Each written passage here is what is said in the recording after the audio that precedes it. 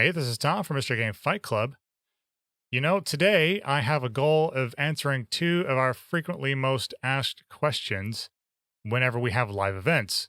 Namely, how do you make a machine that has all these games in it, that plays all of these games from different generations, and can I have one?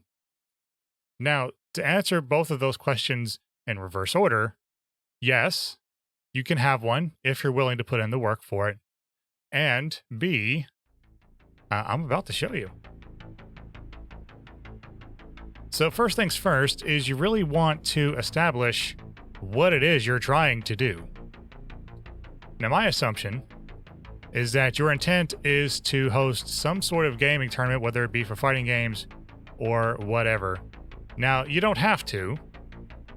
As anyone that has any sort of interest in emulation or gaming can benefit from this guide, but I will proceed with the assumption that you are going to have some sort of competition. Also, I am going to assume that you have access to either a laptop or desktop PC, and even though it's not strictly necessary to do this, it's going to make your life a whole lot easier. And also, this is not meant to be like the be-all, end-all of making your own mystery game machine guides. This is just to put you on the right path. There's going to be a lot of reading. There's going to be a lot of trial and error on your own. But of course, I am always here if you have questions. I am not that difficult to find. So once you have an idea in your head what you want to do, the next thing is you want to choose the right thing for the job. And you can start off with a mini console if you choose, if your demands are not all that great. If you got one as a gift or you bought one because it was novelty back in the day when they came out, you may have one already laying around, and they can handle a lot of the earlier games just fine. They're easy to hack and get some new stuff on there. Although your choice of controller may be limited, you're not going to have a whole lot of options there, and your storage isn't going to be great. Now, I know at least on the Genesis Mini, you can expand that storage with a flash drive, but I mean, even then, you're still not looking at a ton. Now, if you're still looking to kind of like stick within the 8-bit, 16-bit era, that's not going to matter anyway. Single board computers. Now, what that term basically means is everything that is necessary for a computer to function is on the same wafer of silicone. Now, how most people refer to these is, say, a Raspberry Pi. That is what this is on the top image. This is an Odroid N2.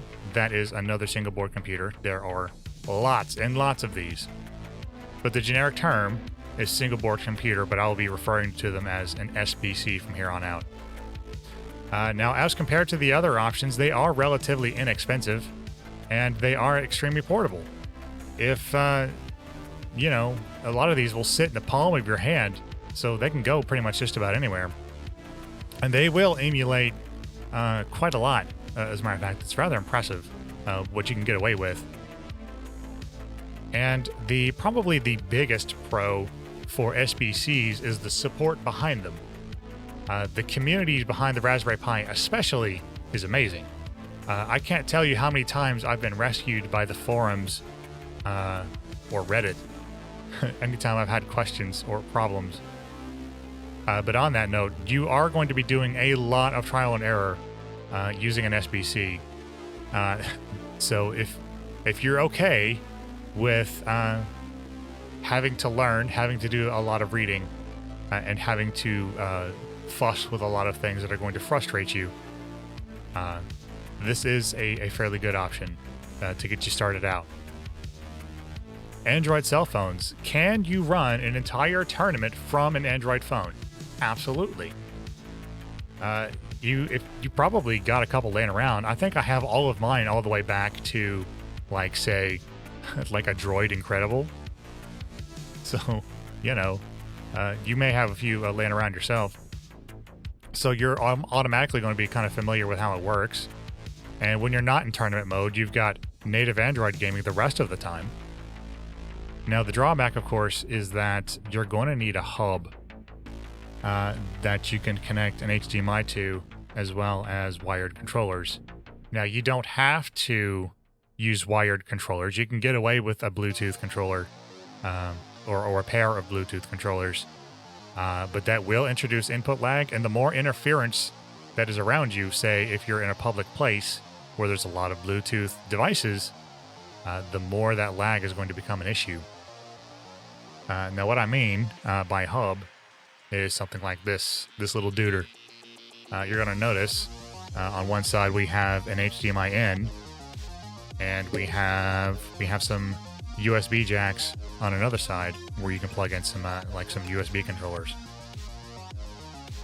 Now, the other problem with this is that this support is not universal, so you will have to double check with your phone manufacturer and model that they will in fact support HDMI out and a hub and a USB hub through its USB jack. x86. Now, what I'm talking about are laptops, desktops, for the most part, Windows PCs.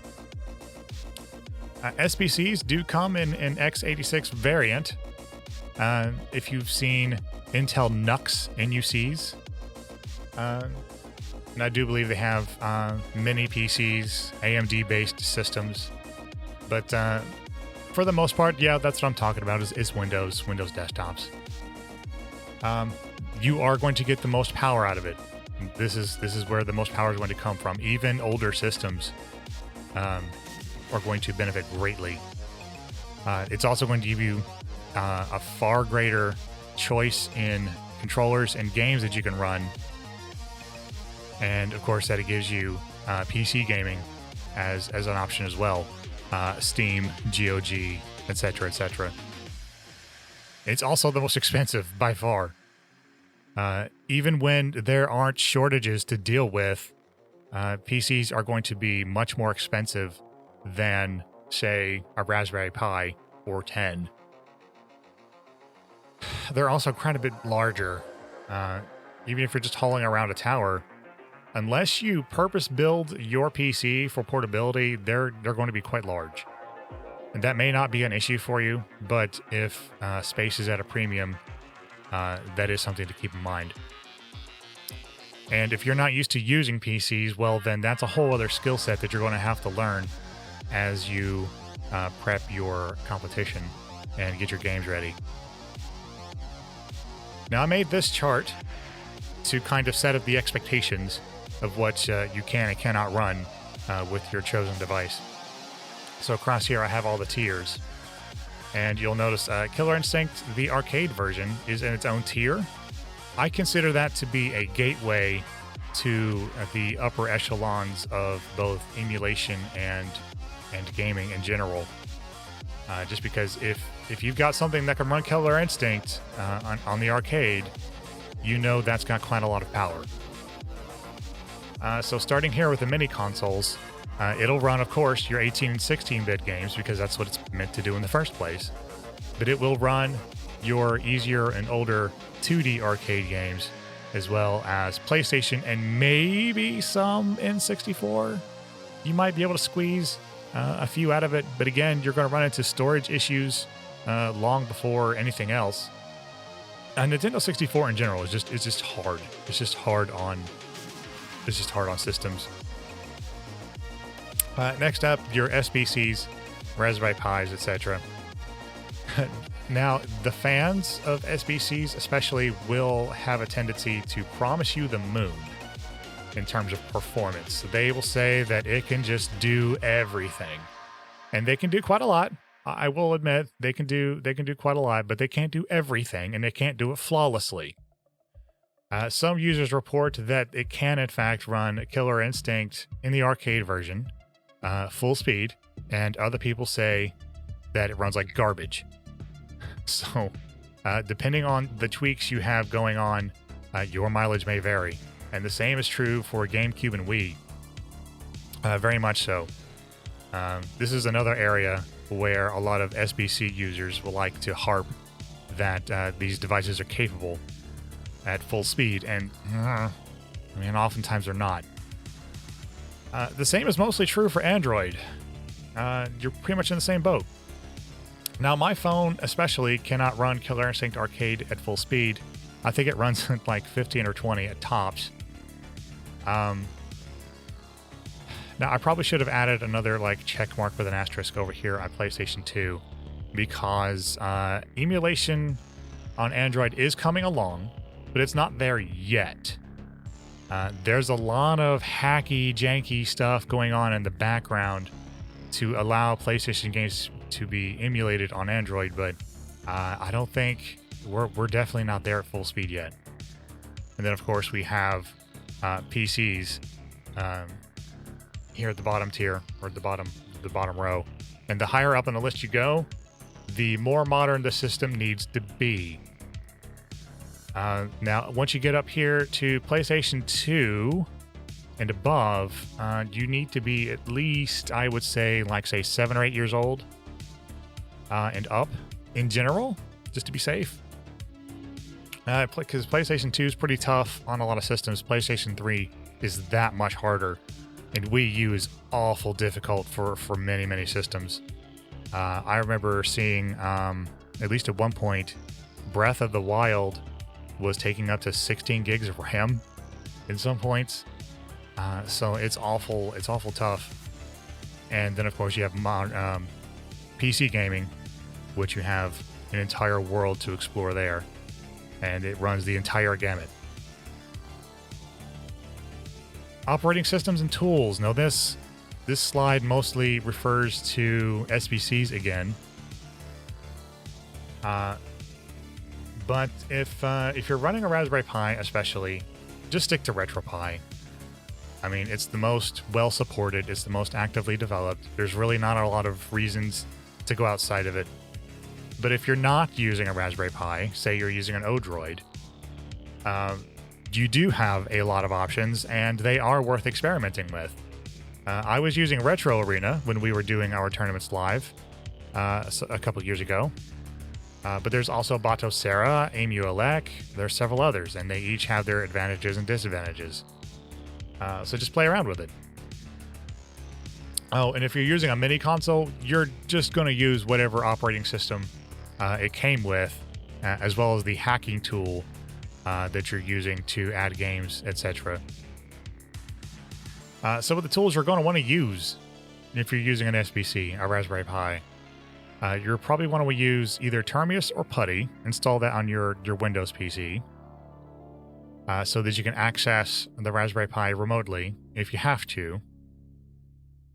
And then you have WinSCP, which is another protocol where you can just browse the entire file system of the Raspberry Pi just like your local computer. It's quite handy if you need to move a lot of files around a bit more deeply than, say, just adding games. But if you are just adding games, then what you're going to use is something called Samba.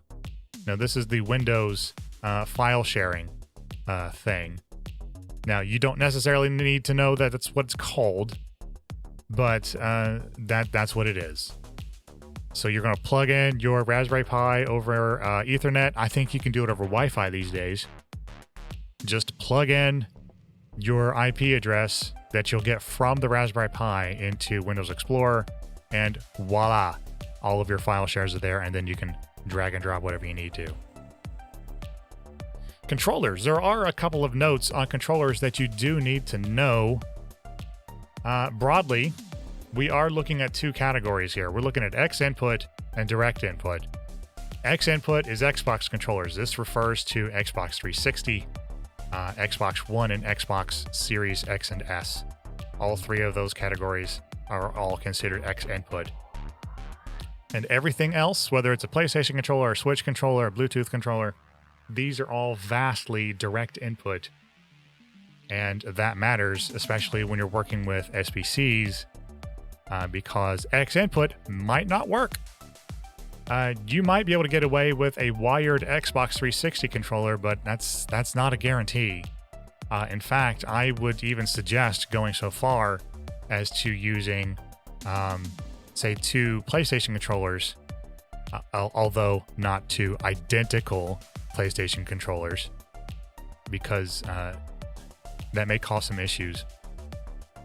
I noticed when I was doing our tournaments during testing, if I had two identical controllers, say I had two black PlayStation 4 controllers next to each other, that one controller would control both players. So that was a bit of a thing.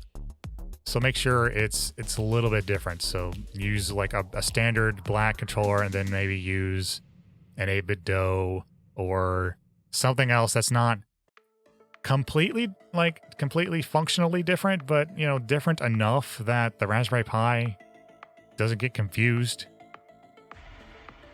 If you're on PC, that doesn't matter. You can use two identical controllers if you like, whether they're fight sticks or controllers, X input controllers. Matter of fact, X input controllers are probably preferred, but the world's your oyster. Use what you want if you're using PC.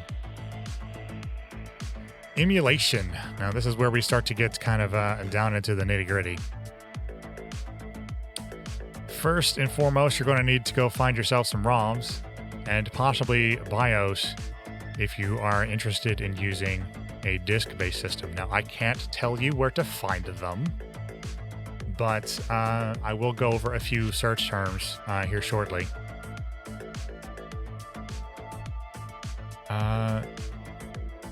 Yes, and I just kind of mentioned how to load those a moment ago. If you're using an SBC, you're going to use an Ethernet cable and then probably your file share. On PC, you can do whatever you want. Pretty well. I have a special folder designated for my competition ROMs, so that might be easier to make things a bit more organized for you. And we need to talk about RetroArch. RetroArch is a multi-system emulator. It's more or less the modern way of doing things. If you're on a Windows PC, you used to use probably a dedicated emulator for every single system, which you can still do that. That's still totally valid, but you don't have to anymore. So let's take a look at RetroArch. Now, if you have a mini system or say RetroPie, all of your stuff is probably going to be pre-configured, so you don't have to worry about it too much. But on Windows especially, it's probably a good idea to come in and double check a couple things. So yeah, once you first load it up, this is what's going to look like. And what we want to do is come over here to Settings and Input, and we want to configure Port 1 controls. And what you just want to do is come down here and make sure everything matches. Now, what you'll need to take note of is that the face buttons, A, B, X, Y, is in the Super Nintendo style. So that can be awful confusing when you have A, B, X, and Y. And, the Super Nintendo controller and the Xbox controller both have those buttons, but in different places. So what this means is that the A button in RetroArch is on the bottom right, the B button is on the bottom left, the X button is in the top right, and the Y button is in the top left. So make sure you map those accordingly. And then you have Select and Start. You have the left shoulder button, the right shoulder button, the L2, which is the trigger, R2 trigger, L3 thumb button, R3 thumb button, and then your sticks. And then when you are finished, you need to come up here and save controller profile. Make sure you do the same thing for port 2 for your second controller. And then again, make sure you save that controller profile. While we're here, Something else we need to do is configure our hotkeys. These are going to save you a lot of trouble when we're troubleshooting later. I find that it's awful handy to keep confirm quit on. Hotkey enable. What this means is that you will hold this button in order to enable these other commands. So fast forward is a good one in some cases.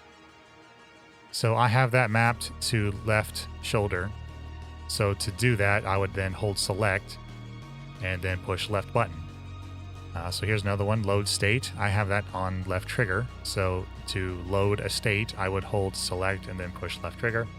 Save state, I have that on the right shoulder button. So that would be hold select, push right shoulder to save a state.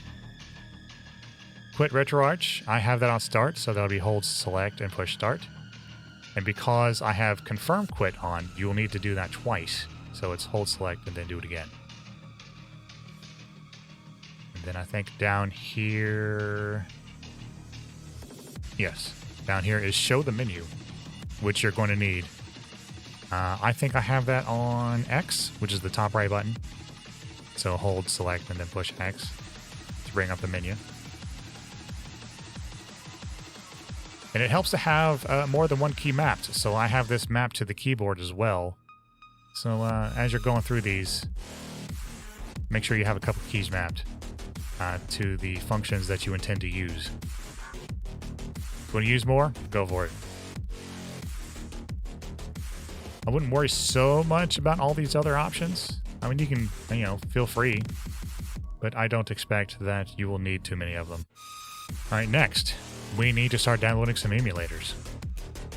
Now, they don't call them that. They call them cores. So what you'll need to do is come to Online Updater, Core Downloader, and these are all the systems it emulates. Just a whole bunch of stuff. Now, a few notes I'd like to make, especially when it comes to arcade. MAME Current is the most recent version of MAME. And if you're on a low power system, say a Raspberry Pi, most likely what you will want to do instead is come down here to MAME 2003 Plus and Final Burn Neo. MAME 2003 Plus is most likely going to be your most compatible emulator for arcade games, especially the 2D ones. In some rare cases, some of the other ones were necessary, like 2010 and 2013. Final Burn Neo does not care about accuracy. All it wants is speed. So if you're having some trouble running a game, or it just doesn't work at all in MAME, then Final Burn Neo is your go-to. And another important note is that those are two completely different ROM sets. So as you're looking for ROMs, you'll have to specify whether you're looking for Final Burn Neo or for MAME 2003, let's say. The rest don't matter as much. I will also mention that down here in the Sega section, in the 16-bit era, Pico Drive is the only one that'll do everything. So it will do Mega System, the Genesis, Sega CD, and Sega 32X, all of it in one. The other ones will not do that. If that doesn't matter to you, if you don't intend to run Sega CD or Master System or Sega 32X, then feel free to play around with some of these other ones. Dreamcast and Naomi. For Flycast, you will need this for arcade games that run on Naomi hardware. Naomi and Atomisware. So this is a very small selection of games, but they are some fighters like King of Fighters 11, Marvel vs. Capcom 2, etc. So if you'd like to check out the arcade versions of those games, you will need this core here. Saturn. I'm noticing Sega is an exception to a lot of rules. On the Saturn front, if you're running a PC, Kronos and Beetle Saturn are going to be more powerful than Yaba Sanshiro and Yobaus. If you're running a Raspberry Pi, these two are probably going to be your only options in terms of getting Saturn off the ground. If you have PlayStation, you'll probably want to go with either Duck Station or Swan Station, as it is the most current and most fully featured PlayStation emulator. Otherwise, Beetle PSX and PCSX Rearmed are both good cores. And you do have a lot of odds and ends. I have not experimented very much with the PlayStation 2 emulator, but it is there. Okay, so a few notes about ROMSETS as you are going out and finding these things. Again, I can't tell you where to find them, but there are a few search terms that are useful when you're out looking for them. No intro is something you want for cartridge-based games, so Nintendo, Super Nintendo, Sega Genesis, etc. These are just plain good dumps of those games, and if you can find them, one game, one dump is a good rule to go by, so you don't end up with like 5 different versions of every single game. But oftentimes you can find every single game in existence for that console in one go. The same is true for redump. Redump is the same thing, except for disk-based systems. So PlayStation, PlayStation 2, Sega Saturn, Sega CD, Sega Dreamcast, etc. Now these are going to take up a lot more room. So you are unlikely to want to download entire sets, but you technically can. It's also going to take forever. So I would suggest cherry picking the games that you're after rather than trying to just get everything. It's just not gonna fly for you. Fully merged. Arcade games are complicated in a lot of ways, but fully merged simplifies things greatly. So it'll probably just give you a zip file that is named the way it's supposed to be named. You run it, you're off to the races. Especially if you're running an SBC, Raspberry Pi, etc. And you're running MAME 2003 Plus, let's say, for example, you will want to include that in your search. Otherwise, if you're using the most current version of MAME, you will want to include the version number with MAME in your search, as well as fully merged. Keep all that stuff together. And again, depending on whatever core you're using, that will determine what type of files they will accept for those games. In most cases, it's going to be either a zip or a CHD, and there may be some additional processing in between. But yeah, do some reading. In most cases, it's not that bad. Testing. This is extremely important. Testing is where I spent the vast majority of my time on these projects. So we need to go over a few things. So because arcade games will be the most trouble, let's look at a couple of them. And let's go look at Street Fighter 3.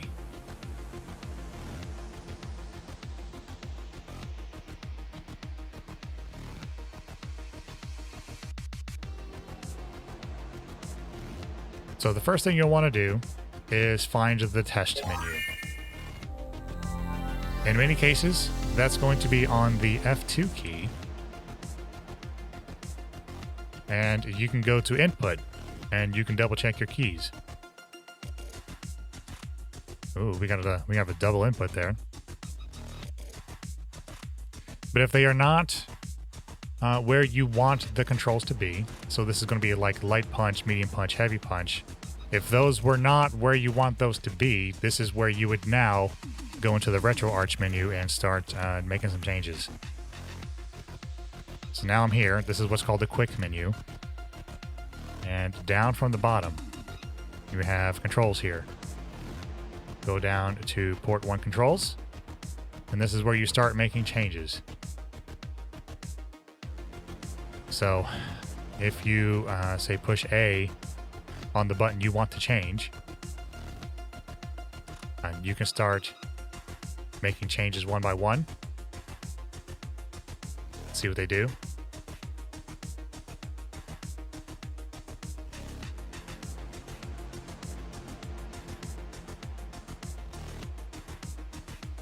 See, that's mid kick. I want that to be light kick.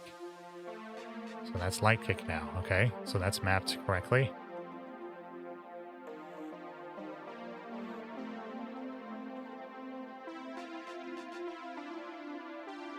Yeah, so what's the deal with that?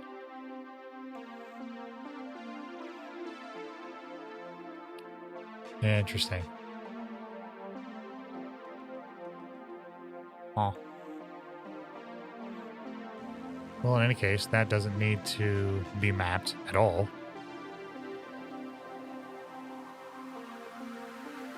Let's turn those off. So does that fix my... It did. It did fix my issue. Perfect. And whenever you are happy with your controls, make sure you take a note, because you then want to copy those controls over to your player 2. Let's see, L and L2 shouldn't be mapped, but everything else looks kosher. Yes? Yes. Great. Now, very importantly, you need to make sure that you save your progress. So this is the save game remap file. Up here, you'll notice that you have a save core remap file. Well, that will do is whatever your button configuration is now, that will save for the entire core, the entire emulator. Now, if you're running, say, Super Nintendo games, that's usually fine, because those button maps will be true for every single Super Nintendo game. And then if you need to make changes individually, say you have an odd case where the controls just aren't real comfortable where they are, and there's no way to change the controls inside that game, well, then at that point, you would come back in here and change controls and then save the game remap file. And here's one thing you should not do.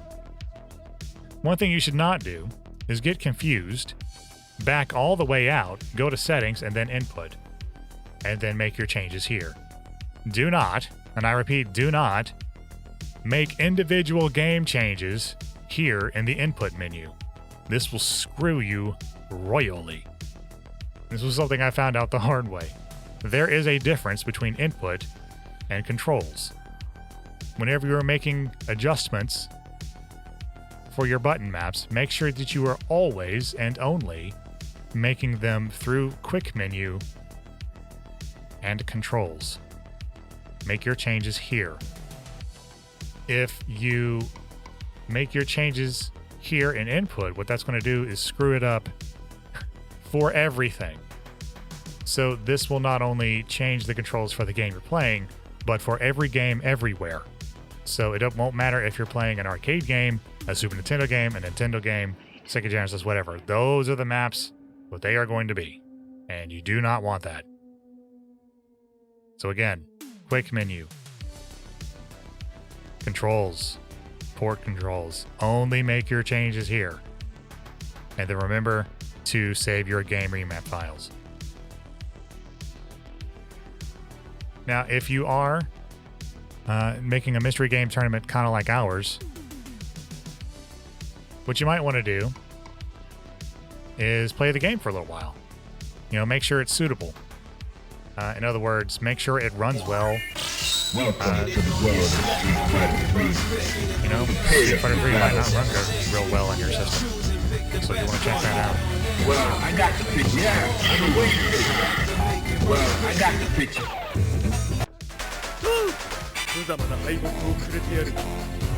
Fighters ready.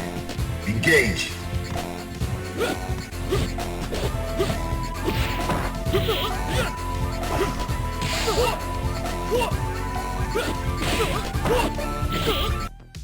Alright, all my buttons are there. It seems to run. I'm happy with that. One more thing I want to point out while I'm here is in the test menu, you can often find your free play options here. So is that system? Yeah. So kind of go through your system options, and here's the coin options, and here's free play, and then save and exit, and then exit. And that will save you a little bit of hassle of having to find the button for coin in all of your arcade games. Some games don't have a some games don't have coin options in the test menu. And in those cases, what you would use is what's called the tab menu. So, if you push the tab key on your keyboard, you can go down here to dip switches, and then there's your coinage. You can go to USA Free Play and then go to dip switch if you have to. And then push tab key again, and that goes away. If you're using Raspberry Pi, obviously you may not have a tab key, so you'll have to find the specific key combination that works for you. Part 5, making it pretty. So this is always the last step in my process, at least, is once everything works, you're happy with it, all the buttons are configured, the last step is then to make it look good.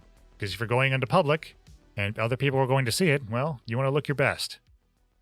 On a RetroPie, you have the themes. Let's just take a look at a couple of them real quick. So yeah, you've got some magazine covers here. Often some of these Soda, I remember Soda. Oh, Synthwave looks kind of nice. Flat, I love Flat. I think there's one called TFT.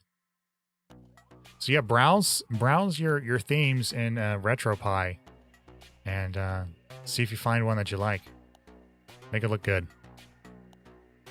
Ooh, Flat Dark. Ooh, that's nice.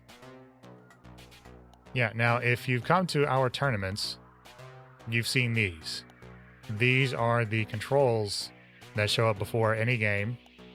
And so you know exactly what button does what, as well as any notes that are important. So how I do that is basically just open up Photoshop and I start it from scratch. Now, I managed to go out to the internet and I found a transparent Xbox 360 controller. If you're using fight sticks, you can use a joystick and buttons, transparent image as well. Just start out with a blank canvas, no background. And you can either use the rectangle tool, which is what I've done here to draw lines, or the line tool. There's a yellow long triangle. You can draw, resize, do what you need to do with.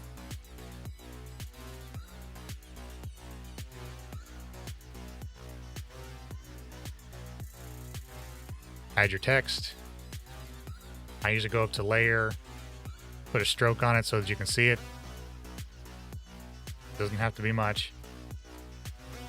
3 or 4 pixels. So that you can see it. That's fine.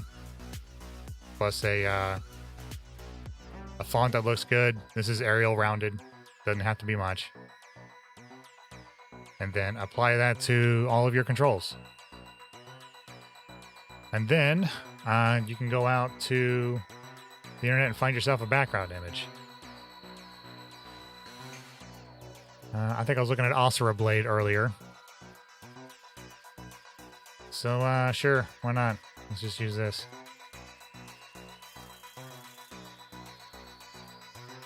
Copy the image. Fill the thing. We're gonna send that.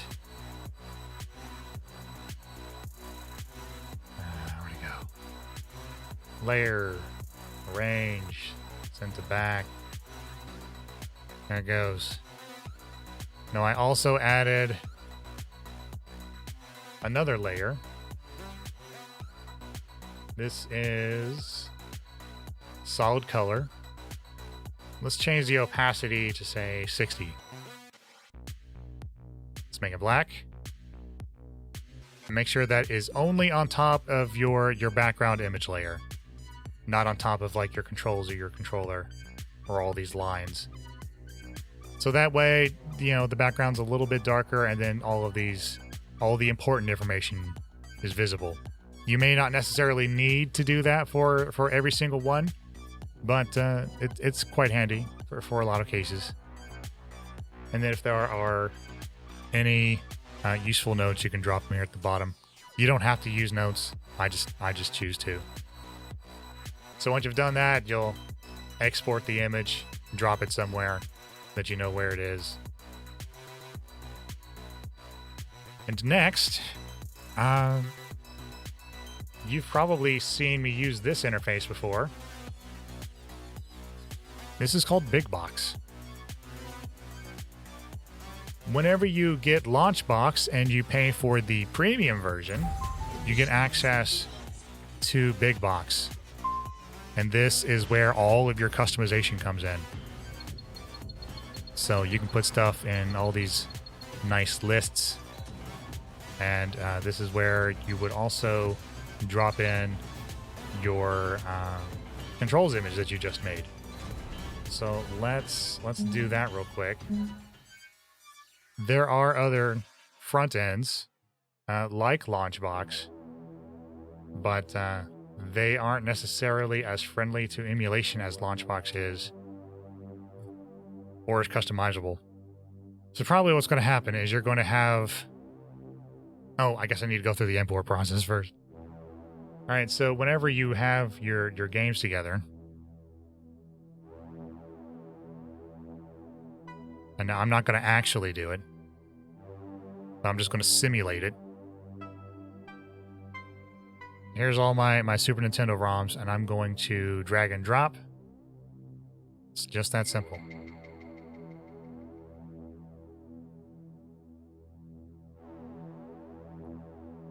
And eventually, when it catches up,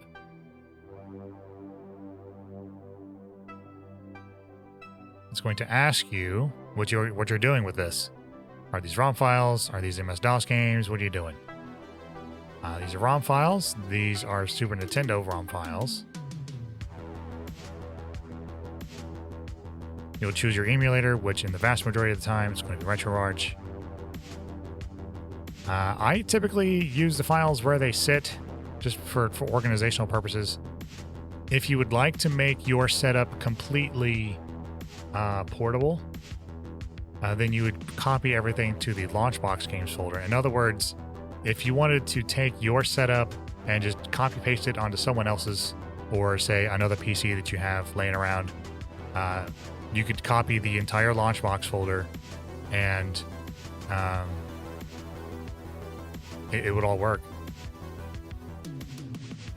Search for game information in a local meta database, sure. And it's going to ask you which images you want it to download. Now, because I'm using my own controls information, I uncheck the arcade controls information. But then you would then click next, and you would finalize your selections there. I'm going to cancel out because I've done all this stuff and I don't want to chew up resources otherwise.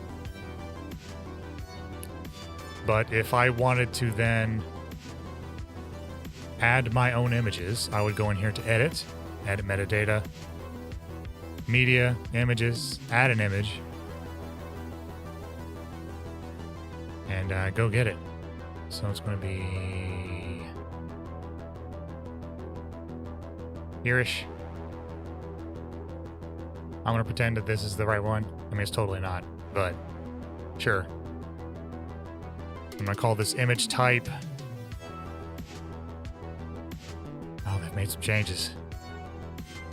It's just the last option, unassigned controls information. And then you would click OK. Now I had to do some finagling so that every time I launch a game, it will show you those controls. I will not go over launch box themes and that sort of thing in this video because it's a little much for right now. Again, this is just an overview. I'm not trying to go too deep. Now the process to do the same thing in RetroPie is going to be very different, so you'll want to read up on a process called scraping. This is called metadata scraping. So you'll want to pull down those images for the same thing, and then you will then add your controls images, say through an Ethernet cable. And you will have to pay attention to the naming scheme. Just make sure you read the documentation, and you will be well on your way. Last but not least, let's talk about a few resources. Because you are going to have questions, things are going to break. If you are on RetroPie, there are the RetroPie official forums, and then you have the RetroPie, the Reddit group. Both very good options for support. And then for Launchbox and Windows, you've got the Launchbox forums as well as the Reddit Launchbox group. I should have added it in here, but there's also a Launchbox Discord group. And for emulation in general, I think Reddit is rather educational for that purpose. You may be able to get some questions answered there. RetroArch is less straightforward, but they do have their own guides. What I would suggest using is coming up here to the search bar and then say if you're having problems with a particular core,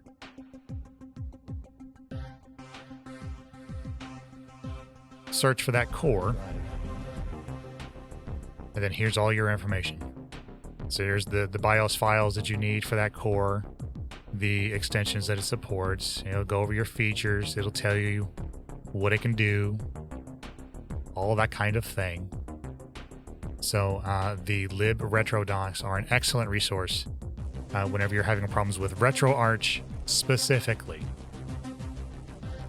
And depending on if you're using, say, Retro Arena or Batocera for some of the other SBC operating systems, they might use Discord as their preferred support channel. Just make sure that you read their documentation to see what they are going to, how they're going to help you. But that is pretty much it. So I hope that this guide was informative and that it should help you get on your way to building your own mystery gaming machine. Now, I'm not hard to find. If you have questions, I love talking about all this stuff. You can come find me on the Facebook page. You can come find us in our Discord. But I'll be around. But for now, I've been Tom from Mystery Game Fight Club. Thanks for watching. I'll see you around.